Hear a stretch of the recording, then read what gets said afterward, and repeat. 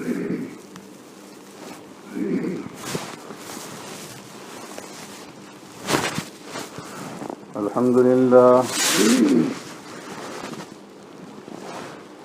لله نحمده ونستعينه ونستغفره ونؤمن به ونتوكل عليه ونعوذ بالله من شرور أنفسنا ومن سيئات أعمالنا من يهده الله فلا مضل له ومن يضلله فلا هادي له ونشهد أن لا إله إلا الله وحده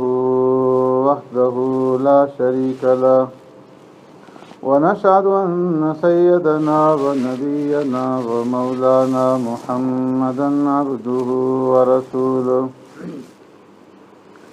أرسله الله إلى كافة للناس بشيرا ونذيرا وداعيا إلى الله بإذنه وسراجا منيرا أما بعد فقد قال الله تبارك وتعالى في القرآن المجيد والفرقان الحميد فأعوذ بالله من الشيطان الرجيم بسم الله الرحمن الرحيم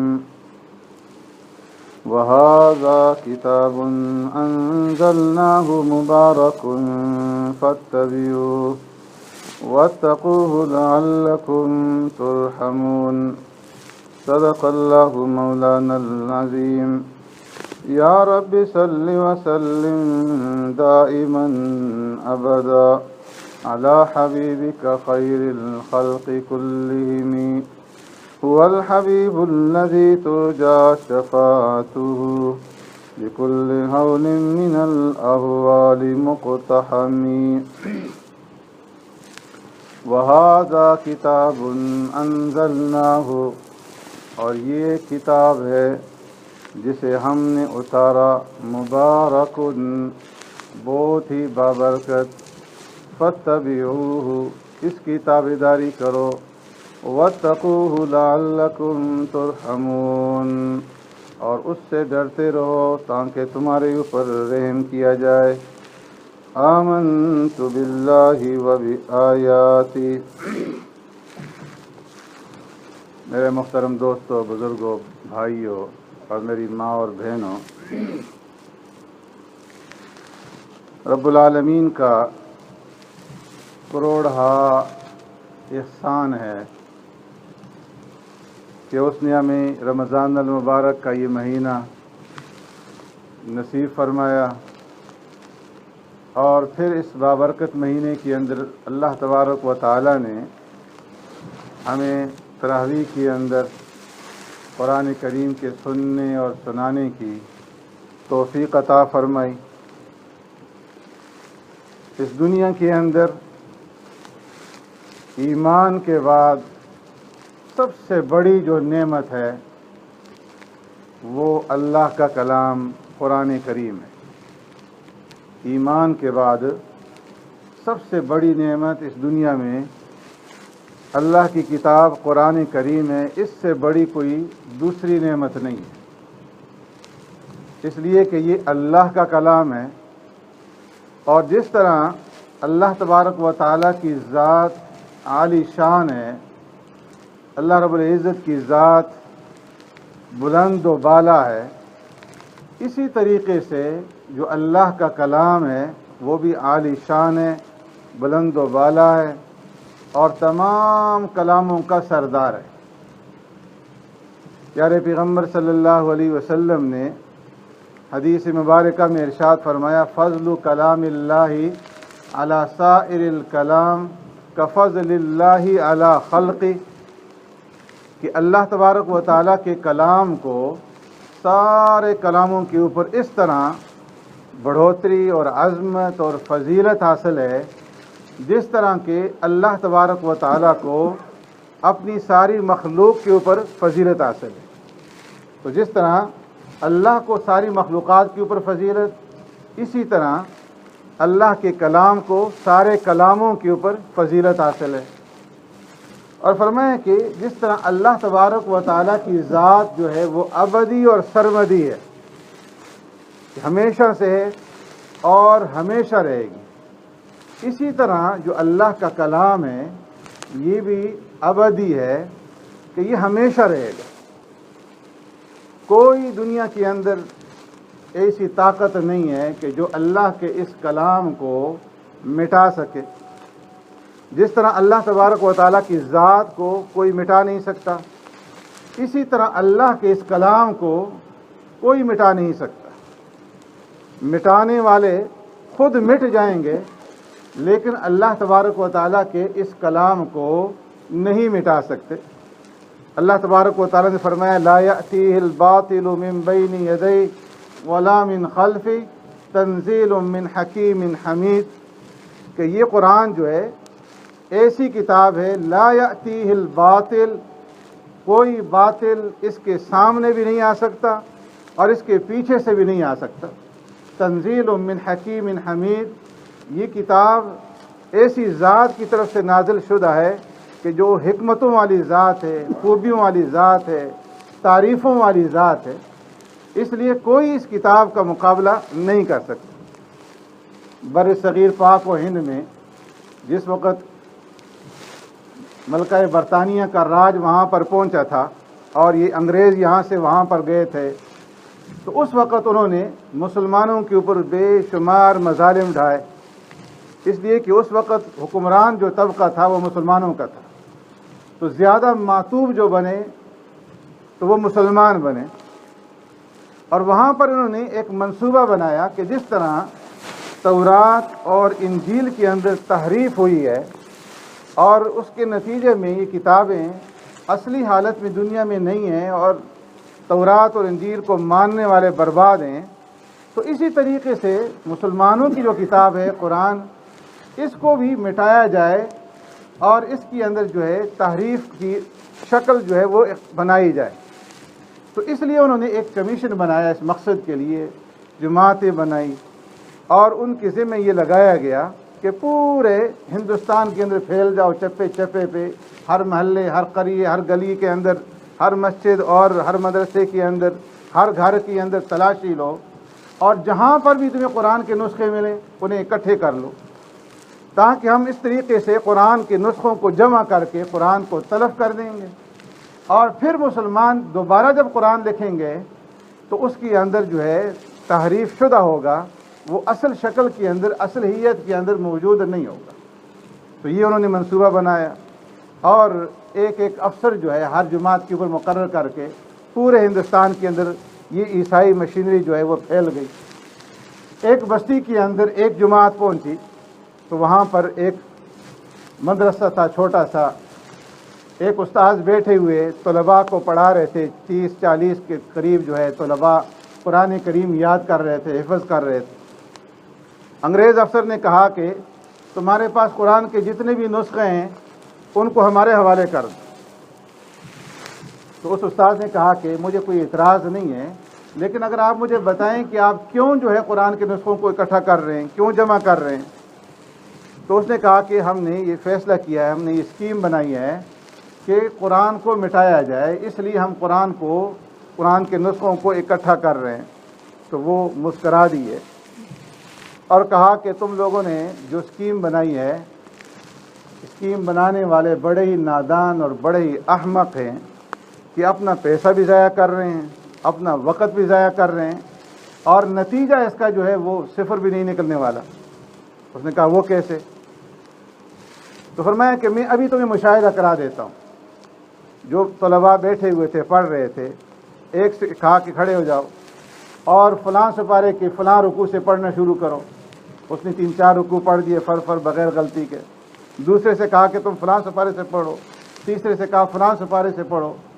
پورے قرآن سے اسے پڑھ کر کے سنوایا گیا اور کہا کہ یہ قرآن تو 2 کاٹھیوں کے اندر 2 گتوں کے درمیان میں محفوظ نہیں ہے، بلکہ یہ تو سینوں کے اندر محفوظ ہے۔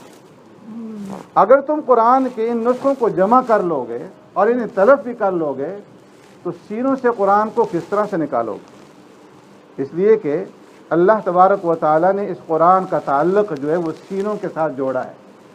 جتنی بھی آسمانی کتابیں ہیں، تورات، انجیل، وہ اللہ تبارک و تعالیٰ نے یک بارگی ایک ہی دفعہ نازل کی ہے۔ تورات جو ہے وہ الواح کی شکل میں، تختیوں کی شکل میں موسیٰ علیہ السلام کو دی گئی۔ اسی طرح انجیل جو ہے یک بارگی ایک ہی دفعہ حضرت عیسیٰ علیہ السلام کو دی گئی۔ لیکن قرآن کریم اللہ تبارک و تعالیٰ نے 23 سال کے عرصے میں تدریجاً تھوڑا تھوڑا کر کے سرکار دو عالم صلی اللہ علیہ وسلم کے قلب اطہر کے اوپر نازل فرمایا، اور فرمایا کہ یہ کتاب ہے کہ جسے ہم آپ کے دل کے اوپر جو ہے اتار رہے ہیں۔ فرمایا کہ جب وہی اترتی تھی اور سرکار دو عالم صلی اللہ علیہ وسلم بھولنے کے خطرے کی وجہ سے جلدی جلدی پڑھتے تھے، تو اللہ نے فرمایا لا تحرک به لسانک لتعجل به ان علینا جمعہ وقرآنہ، میرے محبوب بھولنے کے خطرے کی وجہ سے اپنی زبان کو جلدی حرکت مت دیجیے، جلدی جلدی مت پڑھیے۔ ان علینا جمعہ وقرآنہ، اس قرآن کو جمع کرنا آپ کے دل کے اندر، آپ کے سینے کے اندر، یہ ہماری ذمہ داری ہے۔ وقرآنہ، اور پھر اس کے بعد آپ کی زبان سے پڑھوانا بغیر کسی غلطی کے، بغیر کسی چوک کے، یہ ہماری ذمہ داری ہے۔ تو اللہ نے ذمہ داری دی، انا نحن نزلنا الذکر وانا لہ لحافظون، کہ ہم نے اس قرآن کو اتارا ہے اور ہم اس کے محافظ ہیں۔ اور فرمایا کہ یہ قرآن تنزیل من حکیم حمید، اللہ رب العزت کی طرف سے جو ہے نازل شدہ ہے۔ اللہ نے علی قلبک لتکون من المنذرین، اے محبوب صلی اللہ علیہ وسلم اس قرآن کو آپ کے دل مبارک کے اوپر اتارا ہے، آپ کے سینے میں اس کو محفوظ کیا ہے، لتکون من المنذرین، تاکہ آپ جو ہے ڈرانے والے بنیں، بلسان عربی مبین، عربی زبان میں، کھلی ہوئی عربی زبان میں اللہ نے اس قرآن کریم کو اتارا ہے۔ تو اس لیے فرمایا کہ یہ قرآن جو ہے اس کا تعلق سینوں کے ساتھ ہے۔ چھوٹے چھوٹے بچے ہیں اور ان کے سینوں میں اللہ تبارک و تعالیٰ نے اتنی بڑی کتاب جو ہے اس کو محفوظ کر دیا۔ تورات اور انجیل کے اندر جو تحریف ہوئی، تبدیلیاں ہوئی، ملاوٹ ہوئی اس کے اندر، اس کی وجہ یہ تھی کہ وہ سینوں کے اندر محفوظ نہیں تھی، اور قرآن کریم جو ہے وہ سینوں کے اندر محفوظ ہے۔ اس لیے فرمایا کہ قرآن کریم کے ساتھ مسلمانوں کو اپنا تعلق جو ہے وہ جوڑنا چاہیے۔ آج قرآن کریم کے ساتھ جو ہمارا واسطہ ہے، ہمارا تعلق ہے، وہ انتہائی افسوسناک ہے۔ ہم نے قرآن کریم کو آج جو ہے مسجدوں کی الماریوں تک محدود کر دیا ہے، گھروں کی الماریوں تک محدود کر دیا ہے۔ زیادہ سے زیادہ قرآن کے ساتھ جو تعلق ہے وہ یہ کہ قسم اٹھانی ہے تو قرآن کو سامنے رکھ کر کے قسم اٹھا دیں گے، اور دلہن کو رخصت کرنا ہے تو قرآن کے نیچے سے رخصت کروا دیں گے یا دعا کروا دیں گے۔ باقی قرآن کے ساتھ ہمارا جو ہے کوئی تعلق نہیں۔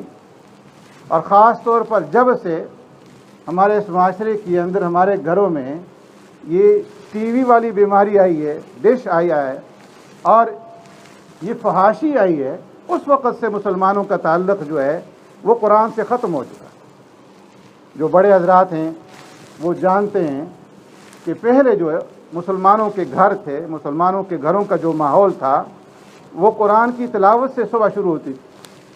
مسلمان جب صبح اٹھتے تھے، سب سے پہلے جو بڑے بزرگ ہوتے تھے وہ تہجد کی نماز پڑھتے تھے، تہجد کے بعد ذکر کرتے تھے، اور پھر اس کے بعد جو ہے جب فجر کی نماز ہوتی تو پورے گھر کے افراد، مرد بھی، عورتیں بھی، بچے بھی بیٹھ کر کے سب سے پہلے قرآن کی تلاوت کرتے تھے۔ جنہیں قرآن پڑھنا نہیں آتا تھا وہ اللہ کے ذکر کے اندر، اوراد کے اندر مشغول ہوتے تھے، اور اس کے بعد پھر جو ہے ناشتہ تیار ہوتا، اس کے بعد پھر گھروں سے لوگ نکلتے کھیتی باڑی کے لیے، کاشتکاری کے لیے، اور ملازمت کے لیے، دکانداری کے لیے۔ یہ معمول تھا جسے ہم نے اپنی آنکھوں سے دیکھا ہے۔ جس وقت تک گھر کے اندر جو ہے قرآن کی تلاوت نہ ہو جاتی، ناشتہ تیار نہیں ہوتا۔ اس کا نتیجہ کیا تھا؟ گھروں کے اندر برکتیں تھیں، اللہ رب العزت کی رحمتوں کا نزول تھا۔ تھوڑی چیزیں تھیں لیکن بہت ساری برکتیں تھیں اس کے اندر، اور لوگوں کے اندر پیار تھا، محبت تھی، اتفاق تھا، اتحاد تھا، سکون اور اطمینان تھا گھروں کے اندر۔ ایک دوسرے کی لوگ جو ہے عزت کرتے تھے، لیکن فرمایا کہ جب سے یہ بیماری آئی ہے اور لوگوں کا قرآن سے تعلق ختم ہو گیا، گھر گھر کے اندر ٹی وی آ گئی، ویسیار آ گیا، ناچ گانا آ گیا، تو اب برکتیں کس طرح سے نازل ہوں گی؟ رات کو عشاء کی نماز کے بعد ماحول ہوتا تھا، فوراً سو جاتے تھے، جو بچے ہوتے تھے ان سے کلمے سنتے تھے، سورتیں سنتے تھے، نماز کا سبق سننے کے بعد فوراً جو ہے دیا بجھا دیا جاتا تھا اور آرام کرتے تھے۔ آج ہمارے گھروں کا ماحول یہ ہے کہ رات کو 12-1 بجے تک جو ہے ہاتھ کے اندر بجائے تسبیح کے کیا کہتے ہیں اس کو، ریموٹ پکڑا ہوا ہے اور چینل بدل رہے ہیں، اور ناچ اور گانے اور ڈرامے اور فلمیں، کنجروں اور کنجریوں کو جو ہے ناچتے ہوئے دیکھتے دیکھتے آنکھ بند ہو جاتی ہے، اور صبح کو 10-11 بجے اٹھتے ہیں تو پھر ٹی وی لگی ہوتی ہے۔ ہر کمرے کے اندر مرد کی جو ہے الگ ہے، عورت کی الگ ہے، بچوں کے لیے الگ ہے، بچے یا تو گیمز کے اوپر جو ہے بیٹھے ہوئے ہیں۔ تو کس طریقے سے گھروں کے اندر برکتیں ہوں گی؟ نتیجہ کیا ہے؟ گھر گھر میں لڑائیاں ہیں، گھر گھر میں فساد ہے، گھر گھر میں بے سکونی ہے، گھر گھر میں بے چینی ہے، کوئی برکتیں نہیں ہیں۔ کہ جب شیطان نے ہمارے گھروں کے اوپر قبضہ کر لیا ہے اور ہمارے گھر جو ہے شیطان کی آماجگاہ بن گئے ہیں، تو پھر اس کا نتیجہ یہی نکلنا ہے کہ کوئی سکون نہیں ہے، کوئی اطمینان نہیں ہے اور کوئی برکت نہیں ہے، اور میاں بیوی کی لڑائی، بچوں کی جو ہے آپس میں لڑائی، ماں باپ کے ساتھ کوئی احترام کا رشتہ باقی نہیں رہا، عزت کا رشتہ باقی نہیں رہا۔ یہ ساری جو ہے شیطان کی اثرات ہیں کہ جب شیطان نے گھروں کے اوپر قبضہ کر لیا، اب جو ہے جادو بھی ہو رہا ہے، اب جو ہے انہیں ٹوٹکے بھی ہو رہے ہیں، لوگ آتے ہیں، مولوی صاحب کتاب کھولیں، حساب لگائیں، ہمارے گھر کے حالات بڑے ہی پریشان کون ہیں۔ اب مولوی کے پاس کون سی کتاب ہے کہ جس سے یہ معلوم ہو؟ غیب کا علم تو اللہ کے پاس ہے۔ لوگوں نے دکانداریاں کھولی ہوئی ہیں، اور اس طرح کی جو عورتیں آتی ہیں، سادہ لوگ آتے ہیں، انہیں جو ہے وہ پھنسا لیتے ہیں، پیسے لیتے ہیں اور کہتے ہیں یہ ہو گیا وہ ہو گیا۔ اور ہر ایک انسان ظاہر ہے کہ نماز نہیں پڑھ رہا، قرآن کی تلاوت نہیں ہو رہی، ذکر نہیں ہو رہا، تو گھر کے اندر نحوست ہے، شیطان کا غلبہ ہے، اس کی وجہ سے یہ سارے حالات جو ہے وہ پریشان ہیں۔ حدیث میں آتا ہے کہ جس وقت انسان رات کے وقت گھر کی طرف واپس لوٹتا ہے، شیطان بھی اس کے ساتھ ساتھ جاتا ہے، اور جب وہ دروازے پہ پہنچ کر کے دروازے سے اندر داخل ہوتا ہے اور بسم اللہ الرحمن الرحیم پڑھتا ہے اور گھر میں داخل ہونے کی دعا پڑھتا ہے، اللہم انی اسألک خیر المولد و خیر المخرج، بسم اللہ ولجنا و بسم اللہ خرجنا وعلی اللہ ربنا توکلنا، السلام علیکم ورحمۃ اللہ وبرکاتہ، اونچی آواز سے گھر میں سلام کرتا ہے اور سورہ اخلاص کی تلاوت کرتا ہے، شیطان کہتا ہے کہ ہمارا تو داخلہ بند ہو گیا، اس گھر میں ہمارے لیے رات گزارنے کی کوئی جگہ نہیں رہی۔ اور پھر جس وقت وہ کھانے پہ بیٹھتا ہے اور بسم اللہ الرحمن الرحیم پڑھ کر کے کھانا شروع کرتا ہے، تو اب وہ کھانے سے بھی محروم ہو جاتا ہے اور کہتا ہے نہ ہمارا رات کے لیے یہاں پہ کوئی انتظام ہے، نہ کھانے کا انتظام ہے، چلو کوئی اور جگہ تلاش کرو۔ اور فرمایا کہ جو انسان گھر میں داخل ہوتے ہوئے السلام علیکم ورحمۃ اللہ نہیں کہتا، بسم اللہ نہیں پڑھتا، اللہ کا نام نہیں لیتا، دعا نہیں پڑھتا، تو شیطان کہتا ہے کہ چلو ہمارا رات گزارنے کا انتظام ہو گیا، اس گھر کے اندر جو ہے ہم نے رات گزارنی ہے اور کھانے کا انتظام بھی ہو جائے گا۔ اس لیے کہ اسے معلوم ہوا کہ یہاں پر داخلے ہی کے وقت جو ہے اللہ کا نام نہیں لیا گیا تو کھانے پہ بھی نہیں لیا جائے گا، اور جب کھانے پہ نام نہیں لیا جاتا، بغیر بسم اللہ کے کھانا شروع کیا جاتا ہے تو وہ بھی ساتھ شریک ہو جاتا ہے، نتیجہ کیا ہوتا ہے؟ کھانے میں برکت نہیں ہوتی۔ تو اس لیے فرمایا کہ گھر گھر جو ہے اس کی وجہ سے آج شیطانوں کا اماجگاہ جو ہے وہ بنے ہوئے ہیں، تو برکتیں کس طریقے سے ہوں گی؟ اس لیے قرآن سے تعلق جوڑیے اور قرآن کو اپنے گھروں کے اندر جو ہے قرآن کی تلاوت کا اہتمام کیجیے، اور قرآن ختم کرنے کے، قرآن پڑھنے کے، قرآن کی تلاوت کے کئی طریقے ہیں۔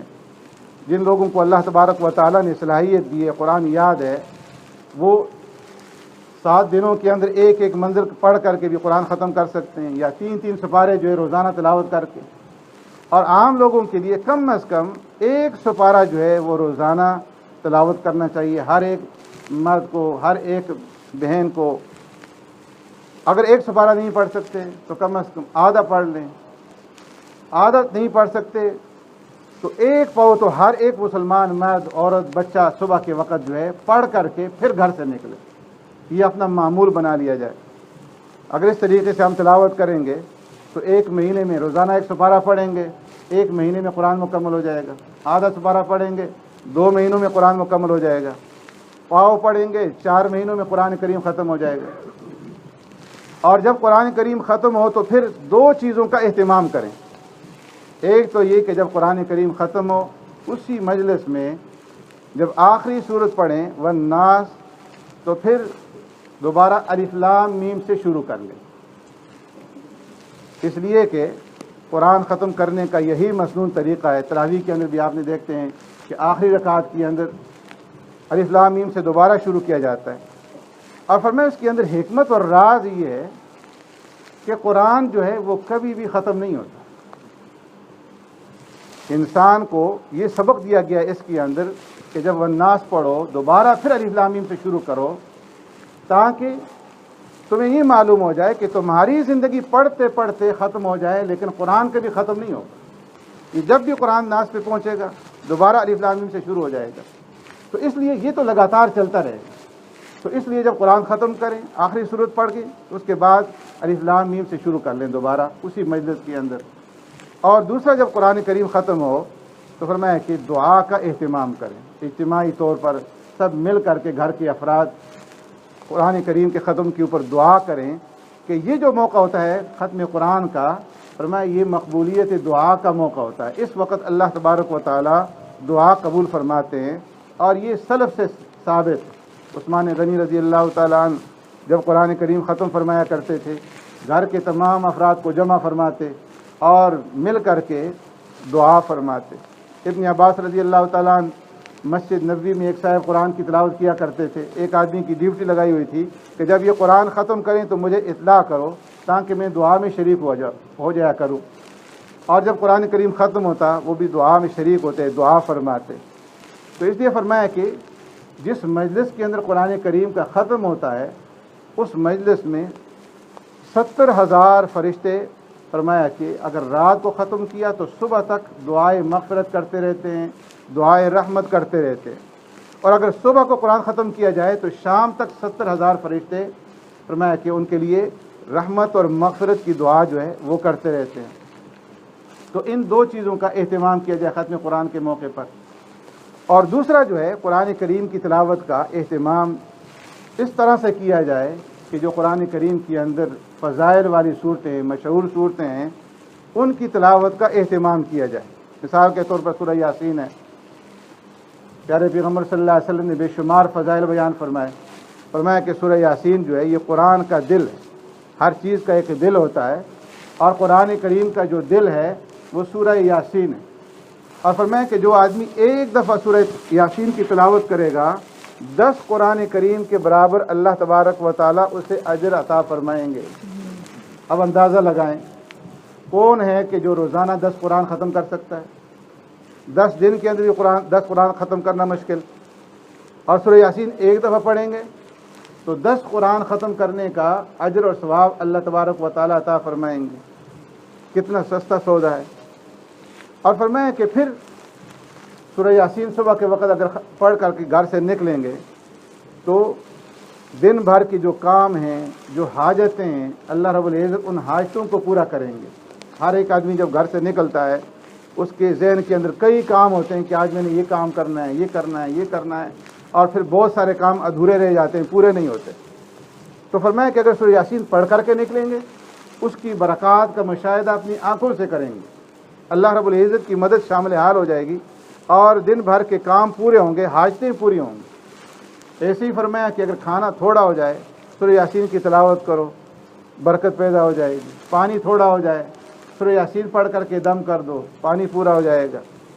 اگر کوئی بیمار ہے سورہ یاسین کی تلاوت کرو، اللہ شفا دے دیں گے۔ اگر کوئی فوت ہو رہا ہے نزع کی حالت میں سورہ یاسین کی تلاوت کرو، اس کے لیے نزع کی کیفیت آسان اللہ رب العزت کر دیں گے۔ اگر کسی کو رشتہ نہیں مل رہا سورہ یاسین کی تلاوت کر لو، اللہ تبارک و تعالیٰ رشتے کا انتظام فرما دیں گے۔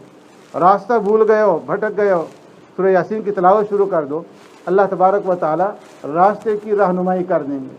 تو بے شمار فضیلتیں اللہ رب العزت نے سورہ یاسین کے اندر رکھی ہیں، اس لیے صبح شام اس کا اہتمام کر لیا جائے۔ اگر 2 وقت نہیں کر سکتے تو کم از کم 1 وقت جو ہے صبح کے وقت سورہ یاسین کی تلاوت کا اہتمام جو ہے وہ ہر ایک مسلمان ہر صورت میں ضرور کرے۔ اسی طرح سورہ ملک ہے، تبارک الذی 29 پارے کی جو پہلی صورت ہے، پیارے پیغمبر صلی اللہ علیہ وسلم نے فرمایا کہ یہ سورہ ملک جو ہے سورہ منجیہ ہے، کہ یہ عذاب قبر سے انسان کو نجات دلائے گی۔ ہر ایک انسان نے مرنا ہے، عذاب قبر برحق ہے، تو اس لیے فرمایا کہ قبر کی عذاب سے بچنا چاہتے ہو تو شام کے وقت سورہ ملک کی تلاوت کرو، مغرب کی نماز کے بعد تلاوت کر لو، اگر مغرب کے بعد ٹائم نہیں ملتا عشاء کے بعد کر لو، نہیں تو سونے سے قبل جو ہے سورہ ملک تبارک الذی کی تلاوت جو ہے اس کا اہتمام کرو۔ اور فرمایا کہ رات کو سوتے وقت آیت الکرسی کا اہتمام کرو۔ جو آدمی سوتے وقت 7 دفعہ سورہ آیت الکرسی پڑھے گا تو اس گھر کے اندر شیطان داخل نہیں ہوگا، اس گھر کے اندر چور اور ڈاکو جو ہے اس رات کو داخل نہیں ہو سکتے، اور وہ گھر جو ہے آفتوں سے اور بلاؤں سے محفوظ رہے گا۔ اور فرمایا کہ سورہ اخلاص ہے، چھوٹی سی صورت لیکن اس کی بے شمار فضائل ہیں۔ فرمایا کہ جو آدمی 10 دفعہ سورہ اخلاص پڑھے گا، قل هو اللہ احد، تو جنت کے اندر اللہ تبارک و تعالیٰ اس کے لیے 1 محل بنائیں گے۔ 20 دفعہ پڑھے گا 2 محل تیار ہو جائیں گے۔ 30 دفعہ پڑھے گا 3 محل تیار ہو جائیں گے۔ فاروق اعظم رضی اللہ تعالیٰ عنہ نے جب اس فضیلت کو سنا تو عرض کیا، اے اللہ کے رسول صلی اللہ علیہ وسلم، پھر تو ہم جنت کے اندر بہت سارے محل بنا لیں گے۔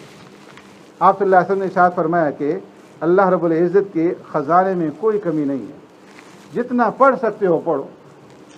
اور فرمایا کہ جو آدمی 3 دفعہ سورہ اخلاص قل اللہ پڑھے گا، 1 قرآن کریم ختم کرنے کے برابر اس کو اجر و ثواب ملے گا۔ 12 دفعہ جس نے پڑھ لیا، 4 قرآن کریم ختم کرنے کے برابر اجر و ثواب مل گیا۔ اب جو ہے 12 مرتبہ پڑھ کر کے اپنے آباء و اجداد کو، اپنے والدین کو، مرحومین کو جو ہے اس کا ثواب پہنچاؤ، تو ان کے لیے بھی جنت کے اندر محل بنے، ان کو اجر و ثواب ملے۔ اور فرمایا کہ جو آدمی سورہ اخلاص کی عادت بنا لے ہر نماز کے بعد 10 دفعہ سورہ اخلاص پڑھنے کی، تو قیامت کے دن اس سے کہا جائے گا کہ جس دروازے سے چاہو جنت کے اندر داخل ہو جاؤ۔ تو یہ چھوٹے چھوٹے، اتنا زیادہ وقت اس کے اوپر نہیں لگتا۔ تو اس طریقے سے قرآن کریم کو اپنی زندگیوں کے اندر لانے کی کوشش کریں، قرآن کریم کی تلاوت کا اہتمام کریں۔ ایک واقعہ سنا کر کے پھر میں ختم کرتا ہوں۔ ایک شخص کے بارے میں ہے کہ اس نے رات کے وقت، ایک بزرگ تھے، اپنے معمولات پورے کیے، سورہ ملک کی تلاوت کی، سورہ یاسین کی تلاوت کی، باقی جو معمولات تھے 4 قل، اور اس کے بعد جو ہے وہ سو گئے۔ تو فرماتے ہیں کہ میرے پاس خواب میں ایک شخص آئے، ایک شاہ صاحب آئے، اور انہوں نے آ کر کے مجھے جگایا کہ تم سوئے ہوئے ہو، اور آج کی جو رات ہے یہ سونے والی رات نہیں ہے، یہ تو بڑی برکت والی رات ہے، اٹھو۔ فرماتے ہیں کہ میں اٹھا اور میں نے دیکھا کہ وہ میرے سامنے ہی چلے گئے۔ اب جب میں نے اٹھنے کے بعد اپنے اس کمرے کے اندر غور کیا، دیکھا تو وہ مجھے نیا معلوم ہوا۔ گھر کو دیکھا تو گھر جو ہے نیا معلوم ہوا کہ یہ تو میرا گھر نہیں ہے۔ گھر سے باہر نکلا محلے کے اندر تو محلہ بھی نیا معلوم ہوا۔ میں حیران تھا کہ یا اللہ یہ کیا معاملہ ہے، میں کہاں آ گیا ہوں، کس علاقے میں آ گیا ہوں۔ فرمایا کہ میں وہاں سے پھر ایک گلی سے ہوتے ہوئے کہ کسی کو دیکھوں، آگے نکلا تو ایک بہت بڑے خوبصورت باغ کے اندر پہنچ گیا۔ ایسا خوبصورت باغ میں نے پوری زندگی کبھی بھی نہیں دیکھا تھا، کہ ہر طرف سبزہ ہی سبزہ ہے، اور ایک طرف جو ہے وہ پھلدار درخت ہیں، پھلوں سے لدے ہوئے، اور ان کی ٹہنیاں جو ہیں پھلوں کی بوجھ کی وجہ سے جھکی ہوئی ہیں، اور دوسری طرف جو ہے طرح طرح کے پھول کھلے ہوئے ہیں، اور خوشبوئیں جو ہیں ہر طرف پھیلی ہوئی ہیں، اور باغ کے درمیان میں ایک انتہائی خوبصورت قسم کی مسہری ہے جو پھلوں سے پھولوں سے لدی ہوئی ہے، اور اس کی دونوں طرف 2 عورتیں ہیں، اور ان کے ہاتھ میں پنکھا ہے، اور وہ پنکھا لیے کسی کے انتظار میں کھڑی ہیں۔ اور میں نے جب نظر اٹھا کر دیکھی تو اس کے پیچھے ایک سنگ مرمر کا سفید محل نظر آیا، اور اس محل کے اندر سے جو خدام تھے وہ باہر اندر جا آ رہے تھے، یوں محسوس ہو رہا تھا کہ کسی کے آنے کی تیاری کی جا رہی ہے۔ میں حیران تھا کہ یا اللہ یہ کون سی جگہ ہے، یہ کون لوگ ہیں، یہ کس کا باغ ہے، یہ کس کا محل ہے، کہ اتنے میں وہ شاہ صاحب جنہوں نے مجھے جگایا تھا وہ مجھے پھر نظر آئے۔ میں دوڑ کر کے ان کے پاس گیا اور میں نے کہا کہ آپ نے مجھے جگا تو دیا اور میں اس جگہ میں ہوں، مجھے بتاؤ کہ یہ کون سی جگہ ہے، یہ کس کا باغ ہے، یہ کس کا محل ہے؟ تو انہوں نے فرمایا کہ تمہیں معلوم نہیں؟ میں نے کہا مجھے کیا معلوم؟ تو فرمایا کہ یہ جو باغ ہے یہ ایک مسلمان کی قبر ہے، یہ ایک مسلمان کی قبر ہے۔ میں نے پوچھا کہ وہ مسلمان کہاں ہے؟ تو کہا وہ دنیا میں ہے، لیکن ابھی اس کا آخری وقت ہے، اس کا انتقال ہونے والا ہے، اور اس کے لیے اس کی قبر کو یہ باغ بنا دیا گیا ہے، اور یہ سارا انتظام اس کی آنے کا کیا جا رہا ہے، اور جس وقت وہ اس قبر کے اندر آئے گا تو قیامت تک اس باغ میں رہے گا، اور یہ جو محل تم دیکھ رہے ہو قیامت کے بعد پھر وہ یہ جنت ہے، اس جنت کے محل کے اندر چلا جائے گا۔ تو فرماتے ہیں کہ میں سوچ میں پڑ گیا کہ یہ تو کوئی بہت بڑا غوث، بہت بڑا قطب، بہت بڑا ولی، بہت بڑا ابدال ہوگا کہ جس کے لیے اللہ تبارک و تعالیٰ نے اتنا عظیم الشان باغ جو ہے اسے سجا کر کے رکھا ہے، جس کی قبر جو ہے اس طرح جو ہے اس کو باغ و بہار بنا دیا گیا ہے۔ تو انہوں نے مجھے کہا کہ تم کیا یہ سوچ رہے ہو کہ یہ کسی بہت بڑے ولی کی قبر ہے؟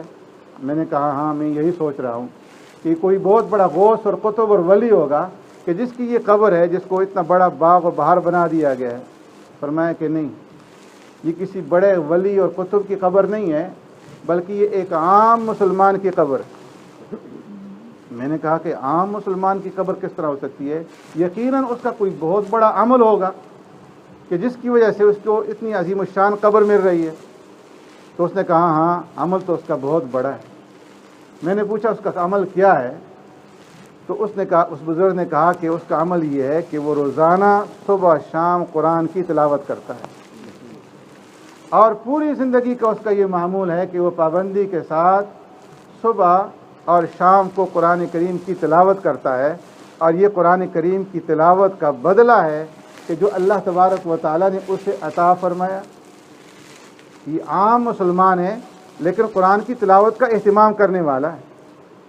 تو اندازہ لگائیں کہ جو قرآن کریم کا ماہر ہے، قرآن کریم کا حافظ ہے، قرآن کریم کو جاننے والا ہے، اس کو اللہ تبارک و تعالیٰ کیا کچھ عطا فرمائیں گے۔ فرماتے ہیں کہ میری آنکھ کھل گئی اور میں نے یہ عہد کر لیا کہ آئندہ کبھی میں قرآن کریم کی تلاوت میں ناغہ نہیں کروں گا، تاکہ اللہ تبارک و تعالیٰ میری قبر کو بھی اس طرح سے بنا دے۔ تو آج آپ بھی تمام حضرات جو یہاں تشریف فرما ہیں، ہر ایک یہ وعدہ کریں اور یہ عہد کریں کہ جس کو قرآن کریم پڑھنا نہیں آتا، جس نے قرآن ابھی تک ناظرہ نہیں پڑھا، وہ پڑھنا سیکھے گا، اور جس نے پہلے پڑھا تھا بھول گیا ہے، اب اس کو دوبارہ جو ہے پڑھ کر کے اس کو درست کرائے گا، اور جو قرآن کریم پڑھنا جانتے ہیں وہ قرآن کریم کا تلاوت کا جو ہے صبح شام اہتمام کریں گے۔ کیوں آپ ادا کرتے ہیں؟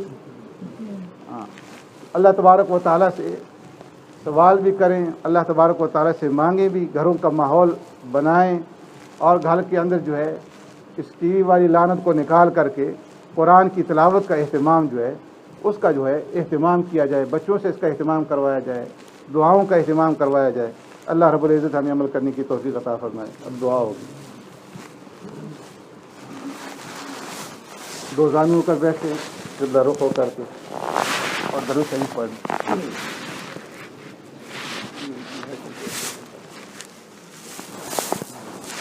اللهم صل على محمد وعلى آل محمد كما صليت على إبراهيم وعلى آل إبراهيم إنك حميد مجيد. اللهم بارك على محمد وعلى آل محمد كما باركت على إبراهيم وعلى آل إبراهيم إنك حميد مجيد.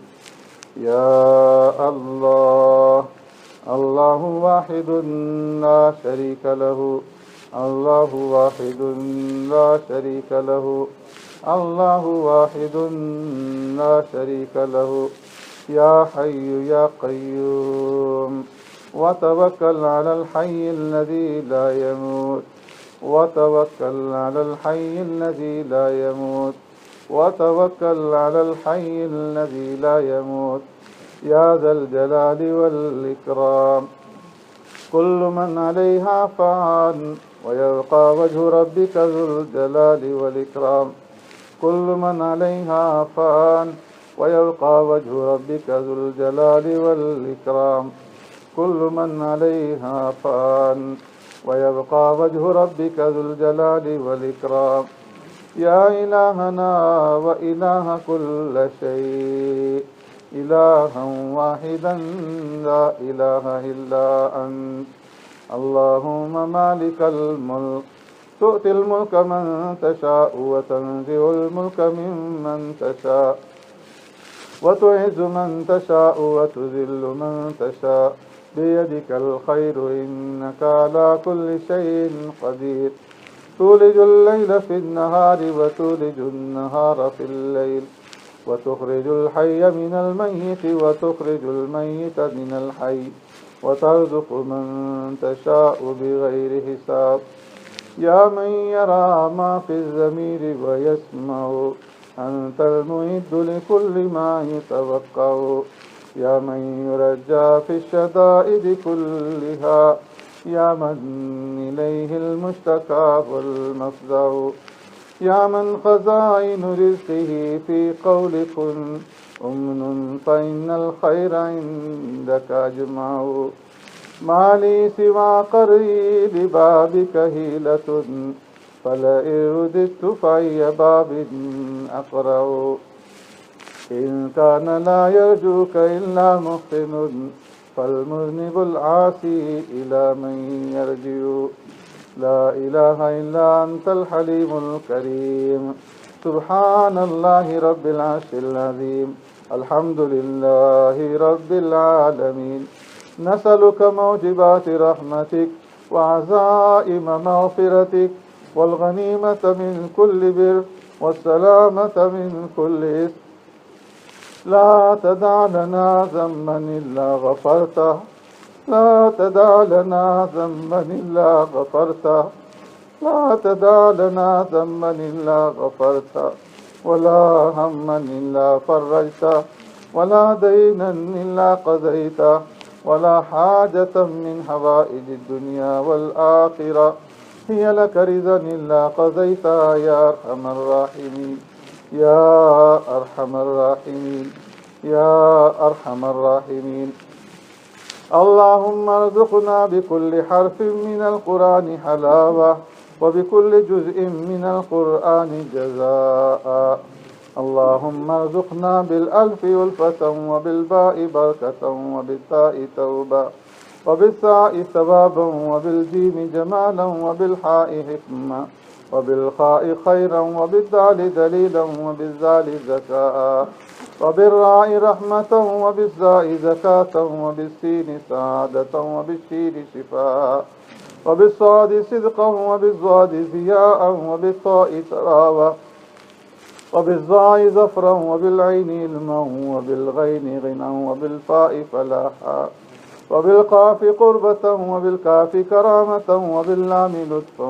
وبالميم موعظة وبالنون نورا وبالواو وصلة وبالهاء هداية وبالياء يقينا اللهم انفعنا بالقرآن العظيم وارفعنا بالآيات والذكر الحكيم وتقبل منا قراءتنا وتجاوز عنا ما كان في تلاوة القرآن من خطأ أو نسيان أو تخريف كلمة عن موازيها أو تقديم أو تأخير أو زيادة أو نقصان أو تأويل على غير ما أنزلته عليه أو ريب أو شك أو سهو أو سوء إلحان أو تعجيل أو كسل أو سرعة أو زيغ لسان أو وقف بغير وقوف أو إدغام بغير مدغم أو إظهار بغير بيان أو مد أو تشديد أو همزة أو جزم أو إعراب بغير ما كتبه أو قلة رغبة ورهبة عند آيات الرحمة وآيات العذاب فاغفر لنا ربنا فاغفر لنا ربنا فاغفر لنا ربنا واكتبنا مع الشاهدين. اللهم نور قلوبنا بالقرآن اللهم نور قلوبنا بالقرآن اللهم نور قلوبنا بالقرآن وزين أخلاقنا بالقرآن ونجنا من النار بالقرآن وادخلنا في الجنة بالقرآن. اللهم اجعل القرآن لنا في الدنيا قرينا وفي القبر مونسا وعلى الصراط نورا وفي الجنة رفيقا ومن النار سترا وحجابا وإلى الخيرات كلها دليلا. فاكتبنا على التمام وارزقنا داء بالقلب واللسان وحب الخير والسعادة والبشارة من الإيمان. اللهم آنس وحشتنا في قبورنا اللهم آنس وحشتنا في قبورنا اللهم آنس وحشتنا قبور. اللهم ارحمنا بالقرآن العظيم اللهم ارحمنا بالقرآن العظيم اللهم ارحمنا بالقرآن العظيم واجعله لنا إماما ونورا وهدى ورحمة. اللهم ذكرنا منه ما نسينا وعلمنا منه ما جهلنا وارزقنا تلاوته آناء الليل وآناء النهار واجعله لنا حجة يا رب العالمين. اللهم اغفر لنا ولإخواننا الذين سبقونا بالإيمان ولا تجعل في قلوبنا غلا للذين آمنوا ربنا إنك رؤوف رحيم. اللهم اغفر لجميع المؤمنين والمؤمنات والمسلمين والمسلمات الأحياء منهم والأموات إنك سميع قريب مجيب الدعوات. اللهم اغفر لجميع أمة محمد صلى الله عليه وسلم. اللهم اغفر لجميع المؤمنين الذين شهدوا لك بالوحدانية ولنبيك بالرسالة وماتوا على ذلك. اللهم اغفرهم وارحمهم وعافهم واعف عنهم واكرم نزلهم ووسع مدخلهم واغسلهم بالماء والثلج والبرد ونقهم من الذنوب والخطايا كما ينقى الثوب الأبيض من الدنس. اللهم باعد بيننا وبين خطايانا كما باعدت بين المشرق والمغرب. اللهم يا مقلب القلوب ثبت قلوبنا على دينك. اللهم يا مسرف القلوب صرف قلوبنا على طاعتك. اللهم حاسبنا حسابا يسيرا اللهم حاسبنا حسابا يسيرا اللهم حاسبنا حسابا يسيرا. اللهم إنا نعوذ بك من الشقاق والنفاق وسوء الأخلاق. اللهم إنا نسألك العفو والعافية والمعافاة الدائمة في الدنيا والآخرة والفوز بالجنة والنجاة من النار. اللهم إنك عفو كريم تحب العفو فاعف عنا تحب العفو فاعف عنا تحب العفو فاعف عنا. اللهم إنا نسألك إيمانا مستقيما وفضلا دائما ونذرا رحمة وعقلا كاملا وعلما نافعا ورزقا طيبا وعملا متقبلا ودعاء مستجابا ولقاء الله نسيبا وجنة فردوسا ونعيما مقيما. اللهم حبب إلينا الإيمان وزينه في قلوبنا وكره إلينا الكفر والفسوق والعصيان وجعلنا من الراشدين وجعلنا من الصالحين. اللهم ارزقنا عينين هتالتين تسقيان القلوب بذروف الدموع من خشيتك من قبل أن تكون الدموع دما والأزراس جمرا. اللهم اهدنا فيمن هديت، وعافنا فيمن عافيت، وتولنا فيمن توليت، وبارك لنا فيما أعطيت، وقنا شر ما قضيت، فإنك تقضي ولا يقضى عليك، إنه لا يعز من عاديت ولا يذل من واليت، تباركت ربنا وتعاليت. نستغفرك ونتوب إليك، نستغفرك ونتوب إليك، نستغفرك ونتوب إليك. اللهم اشف مرضانا ومرضى المسلمين. اللهم يا شافي الأمراض اشف مرضانا ومرضى المسلمين. اللهم يا قاضي الحاجات اقض حاجاتنا وحاجات المسلمين.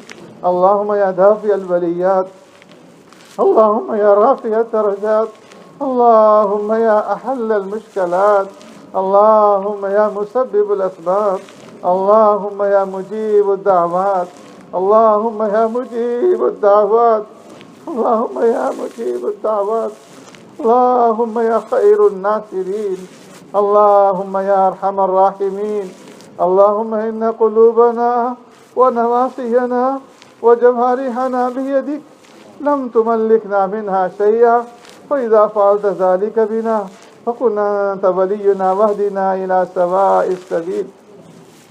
ربنا آتنا في الدنيا حسنة وفي الآخرة حسنة وقنا عذاب النار، وقنا عذاب القبر، وقنا عذاب الحشر، وقنا عذاب الدين، وقنا عذاب الميزان.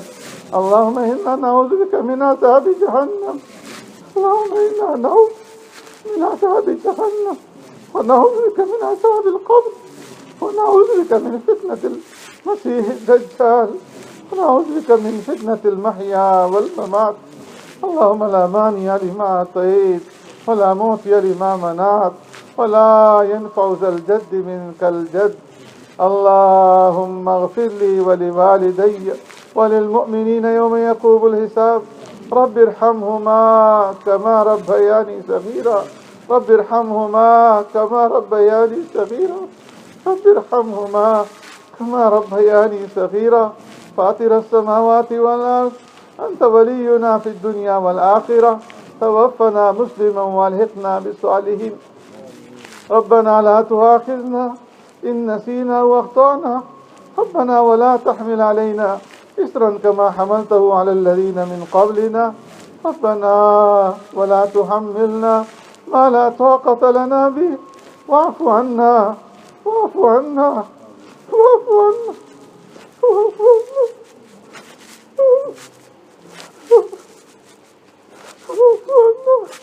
واغفر لنا واغفر لنا واغفر لنا وارحمنا وارحمنا وارحمنا.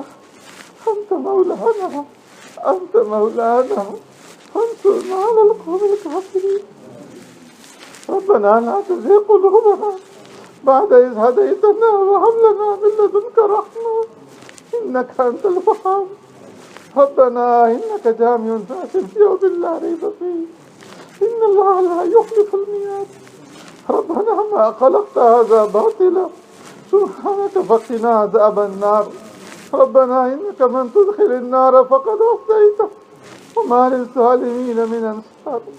ربنا إننا سمعنا مناديا ينادي للإيمان أن آمنوا بربكم فآمنا.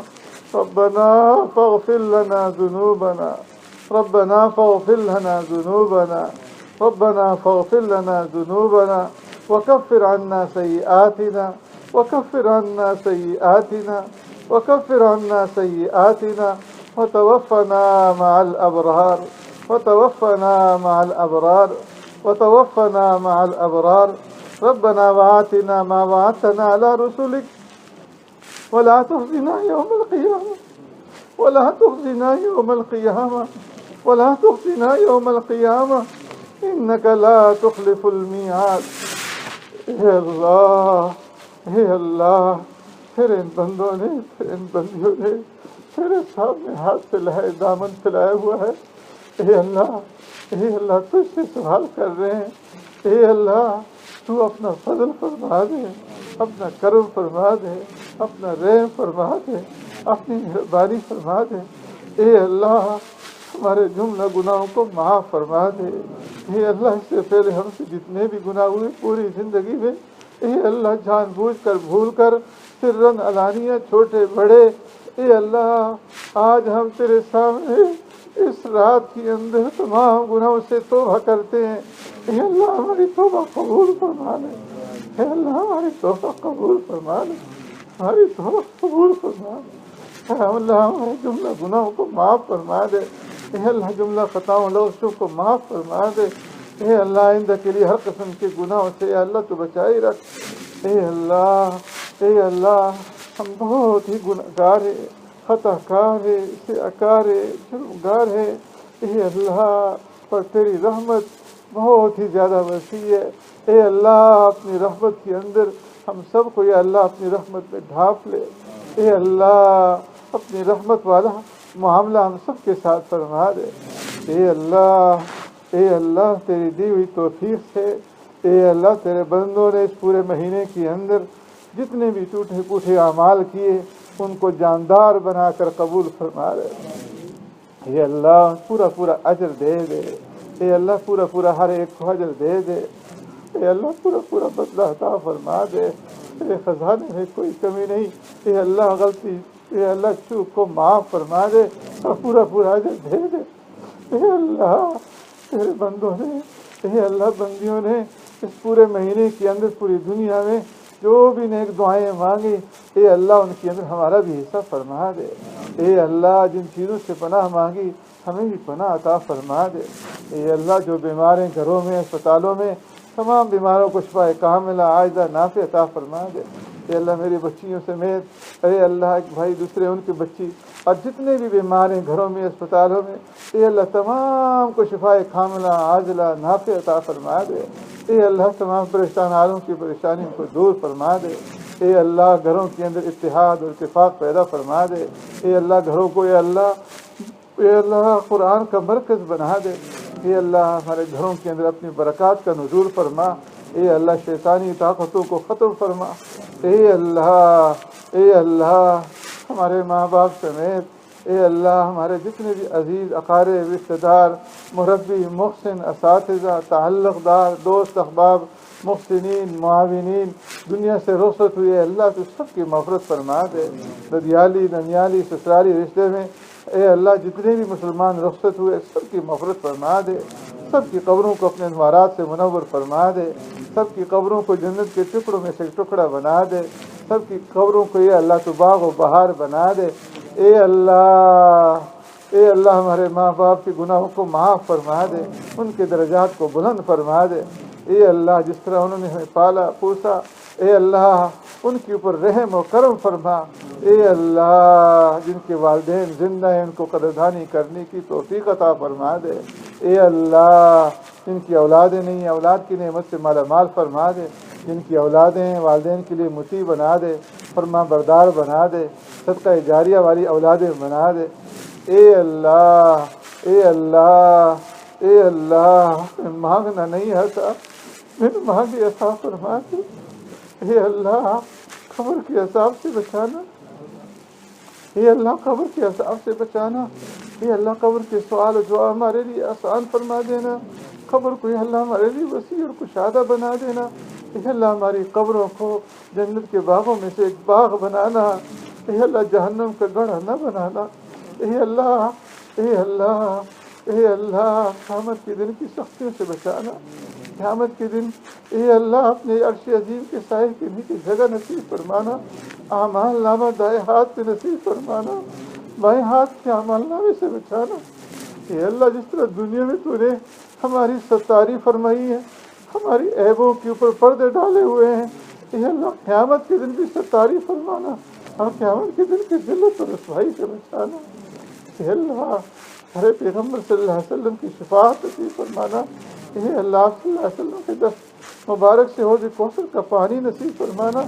اے اللہ بغیر حساب کتاب کے جنت الفردوس نصیب فرمانا، بغیر حساب کتاب کے جنت الفردوس نصیب فرمانا۔ اے اللہ جہنم سے بچانا، جہنم سے بچانا، اس رات سے بجلی کی طرح گزار دینا۔ اے اللہ جو کچھ مانگا عطا فرما، جو نہیں مانگ سکے اپنی شان کے مطابق عطا فرما دے۔ اے اللہ جب تک زندہ رہیں دین اسلام پہ زندہ رکھ، جب وقت اخیر ہے ایمان کامل کے ساتھ موت نصیب فرمانا۔ اے اللہ نظر کی سختی ہمارے لیے آسان فرما دینا۔ اے اللہ جتنے ایام باقی رہ چکے ہیں اس کی قدردانی کی توفیق عطا فرما۔